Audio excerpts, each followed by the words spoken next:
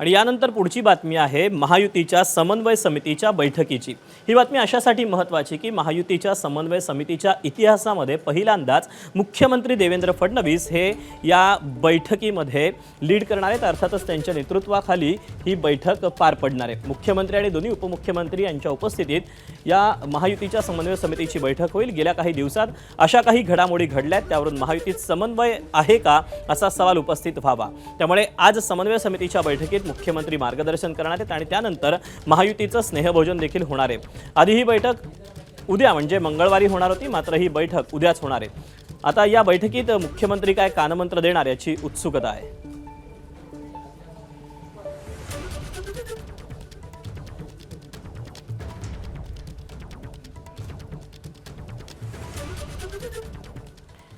दरम्यान या समन्वय समितीमध्ये मुख्यमंत्री आणि दोन्ही उपमुख्यमंत्र्यांनी मार्गदर्शन करावं असल्याचं चंद्रशेखर बावनकुळे यांनी म्हटलेलं आहे। त्यांनी काय प्रतिक्रिया दिली या बैठकीबाबत आपण ती पाहूया।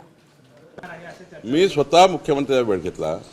मी स्वतः मुख्यमंत्री महोदयाकडे गेलो आणि सांगितलं 6 मंत्र्यांना आमच्या ही चर्चा करायची आहे। त्यासाठी अजितदादा, माननीय सुनेत्रा पवारजी लागतील आणि एकनाथ शिंदे लागतील। त्यांनी सर्वांना बोलवलं आणि आमचे काही त्या ठिकाणी समन्वय समिती काम करताना आम्हालाही सरकार म्हणून काही मार्गदर्शन पाहिजे असतं।